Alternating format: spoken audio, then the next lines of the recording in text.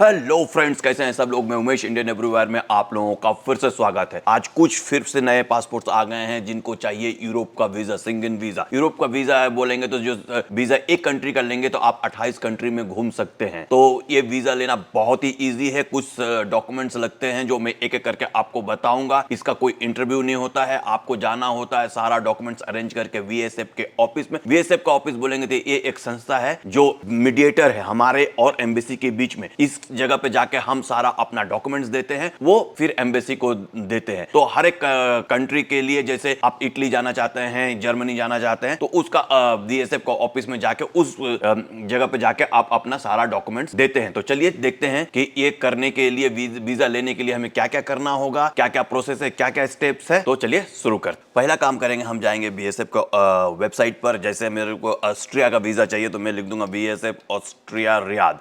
इसको एंटर कर दीजिए। आप यदि दिल्ली से अप्लाई कर रहे हैं या पाकिस्तान से अप्लाई कर रहे हैं तो आप लिख दीजिए वीएसएफ ऑस्ट्रिया दिल्ली बॉम्बे, जो भी लिख दें, और आप उनके वेबसाइट पे आ जाएंगे। इसको क्लिक करें। यहाँ आएंगे तो आप सबसे पहले देख लें क्या क्या, स्टार्ट ओवर में क्लिक करें। स्टार्ट ओवर में क्लिक करेंगे तो देखिए क्या क्या बोल रहा है, किस तरह का वीजा चाहिए। आपका एप्लीकेशन स्टार्ट कीजिए। पहला काम कीजिए, बुक योर अपॉइंटमेंट, पेमेंट कीजिए, वीजा सेंटर जाइए और सारा डॉक्यूमेंट्स दीजिए और आपका काम हो गया। इतना ही होता है। लेकिन उसका पहले में क्या करना है, आइडेंटिफाई वीजा टाइप, कौन सा आपको वीजा चाहिए। व्यू मोर में क्लिक कीजिए, वीजा टाइप पे क्लिक कीजिए और इस जगह पे सिलेक्ट कर लीजिए टूरिस्ट वीजा। टूरिस्ट वीजा के लिए क्या क्या चाहिए ये सब पूरा दिया हुआ है। आपको क्या करना है, डॉक्यूमेंट रिक्वायरमेंट पे जरूर से क्लिक करें, इसे क्लिक करें, टूरिस्ट वीजा का क्लिक करें और ये आ गया चेकलिस्ट। इसे पढ़ना बहुत जरूरी है और एक एक करके सब डॉक्यूमेंट्स को अरेंज करना है। तो मैं एक एक करके अरेंज करूंगा। इसके पहले सबसे बहुत जरूरी काम आपको करना है कि आपको पहला काम करना है, सब करने के पहले अपॉइंटमेंट बुक करना। अपॉइंटमेंट बुक करना जरूरी इसलिए होता है कि कभी कभी सीजन के टाइम पे अपॉइंटमेंट मिलता ही नहीं है। तो आपका अपॉइंटमेंट रहेगा तो आपके लिए अच्छा रहेगा। पहले अपॉइंटमेंट बुक कर लें, बाकी डॉक्यूमेंट्स तो हम बाद में अरेंज कर ही लेंगे। अपॉइंटमेंट बुक करने के लिए बुक एन अपॉइंटमेंट में व्यू मोर में क्लिक करें, बुक एन अपॉइंटमेंट में क्लिक कर दें आप। उसके बाद क्या करें, बुक नाउ पे क्लिक करें। यदि आपके पास अकाउंट है तो अच्छी बात है, आप अकाउंट नहीं है तो I don't have an account में क्लिक करें, अपना ईमेल डालें, पासवर्ड डालें, एक्सेप्ट क्लिक करें और ये रजिस्टर पे क्लिक करें। आप करेंगे तो आपके जीमेल में, जो भी जीमेल आपने दिया है उस पे आपके एक ईमेल आ जाएगा। उस लिंक को क्लिक करेंगे, जैसे मैं एक आपको दिखा देता हूं। ये देखिए आपको जीमेल में ये आ गया है। इस लिंक को क्लिक कर देंगे, आपका अकाउंट एक्टिवेट हो जाएगा। मैंने ऑलरेडी अकाउंट एक्टिवेट कर लिया है। तो क्या करेंगे, हम लॉगिन कर लेंगे अपने लॉगिन से। मैं ऑलरेडी अपॉइंटमेंट बुक कर लिया हूं तो इसीलिए दिखा रहा है। आपको क्या करना है, स्टार्ट न्यू बुकिंग में क्लिक करना है और यहाँ आप सेलेक्ट कर लीजिए कौन सा जा रियाद करना है, रियाद। और आप ये तो डिफॉल्ट आ जाएगा, स्टैंडर्ड कर ले और आपको अवेलेबल डेट दिखा रहा है, कंटिन्यू पे क्लिक करें और ये बेसिक सा इंफॉर्मेशन करके सेव कर दे। सेव करने के बाद आपका पेमेंट का ऑप्शन आ जाएगा, आप पेमेंट कर दे और आपका अपॉइंटमेंट बुक हो जाएगा। और अपॉइंटमेंट बुक होने के साथ ही आपको ईमेल आ जाएगा कि ऐसा कि आपका अपॉइंटमेंट बुक हो गया है। ये देखिए मैंने पेमेंट भी कर दिया था। एक इंपॉर्टेंट टिप्स दे देता हूं मैं आपको, जब भी आप अपॉइंटमेंट बुक करें ना तो कोशिश करें सुबह का अपॉइंटमेंट बुक करने के लिए। सुबह का अपॉइंटमेंट बुक करने का मेन कारण यह है कि आप सुबह जाएंगे, मान लीजिए कोई डॉक्यूमेंट्स आपसे गलती से मिस हो गया, कुछ हो गया, तो आपके पास टाइम रहेगा उस दिन आप जाके ले जाके फिर वापस देने के लिए। नहीं तो आप उस दिन नहीं गए तो फिर से आपको अपॉइंटमेंट लेना पड़ेगा। अपॉइंटमेंट लेने के लिए फिर से आपको फीस भरना पड़ेगा। अपॉइंटमेंट आपने बुक कर लिया तो उसके बाद क्या करेंगे, हम लोग एप्लीकेशन को भरेंगे। तो इस जगह पर आके व्यू मोर में क्लिक करेंगे, download the application form click करेंगे, या इस जगह पर आके टूरिस्ट वीज़ा को क्लिक करेंगे और ये देखिए डाउनलोड फॉर्म पे क्लिक करेंगे और ये इंग्लिश वाला इसको डाउनलोड कर लेंगे। ये पूरा फॉर्म को आप डाउनलोड करने के बाद आप चाहे तो कंप्यूटर पे भर सकते हैं ऐसा, या मैनुअली हाथ से भी कर सकते हैं।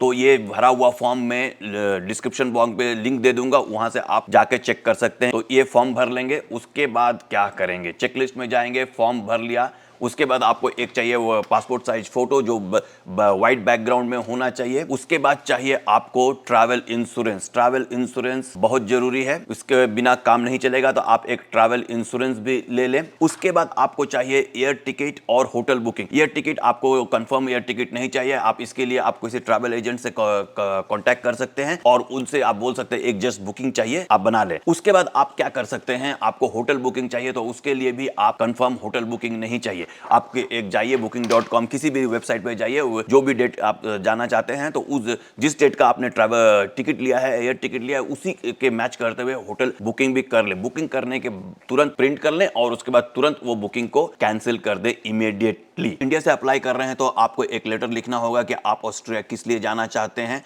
सऊदी से कर रहे हैं तो ये जरूरी नहीं होता है कि आपको एक लेटर लिखना पड़े।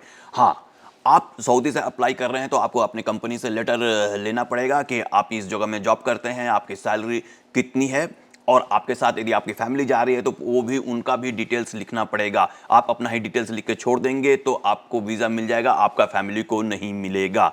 और ये लेटर आप चैम्बर ऑफ कॉमर्स करा लें। यदि यदि आप इंडिया से अप्लाई कर रहे हैं तो आपको कंपनी से एनओसी लेना पड़ेगा, 3 महीने का सैलरी स्लिप लेना पड़ेगा आपको, ये बहुत ज़रूरी है। यदि आप स्टूडेंट हैं तो आपको कॉलेज से भी लेटर लेना पड़ेगा कि आप इस फलाने कॉलेज में पढ़ते हैं। आप सऊदी से अप्लाई कर रहे हैं तो प्रूफ ऑफ फंड में आपको बैंक से जाके ना 6 महीने का बैंक स्टेटमेंट ले लेना है। ऑनलाइन प्रिंट नहीं करना है, 6 महीने का बैंक स्टेटमेंट ले ले और इस पेज पे, फर्स्ट पेज पे स्टंप करवा लें और लास्ट पेज पर भी आप स्टंप करवा लें। ऑनलाइन नहीं चलेगा, आपको बैंक से ही जाके ये ले लेना चाहिए।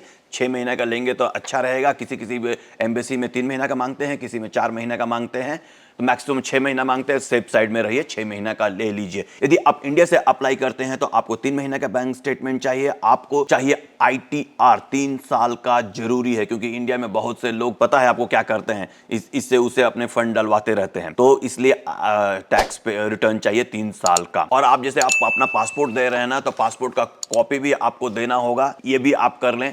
और आपके यदि पासपोर्ट में वीजा है तो वीजा का जो लास्ट वीजा का कॉपी है उसका भी आपको फोटो कॉपी। यदि आप सऊदी से अप्लाई कर रहे हैं तो आपका हकामा जो होता है ना, उसका ट्रांसलेशन चाहिए। जब आप ट्रांसलेशन करेंगे ना तो आप इस ट्रांसलेटर को बोलिए फर्स्ट पेज और सेकंड पेज दोनों पेज में स्टंप लगा दे।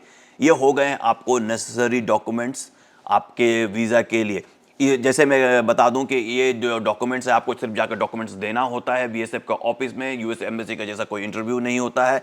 आप डॉक्यूमेंट्स पूरा चेकलिस्ट के हिसाब से एक एक अरेंज करके जाएं, आपको वीजा 100% मिलेगा। आप कुछ भी मिस ना करें, क्योंकि मिस करेंगे तो आपको वापस आना पड़ेगा, फिर से आपको अरेंज करना पड़ेगा। मैं आशा करता हूं कि ये ब्लॉग देखने के बाद आपको पूरा क्लियर हो गया होगा कि आपको यूरोप का वीजा लेना है तो क्या क्या डॉक्यूमेंट्स आपको अरेंज करना है, कैसे अरेंज करना है, क्या कैसे प्रिपेयर करना है, अपॉइंटमेंट कैसे बुक करना है।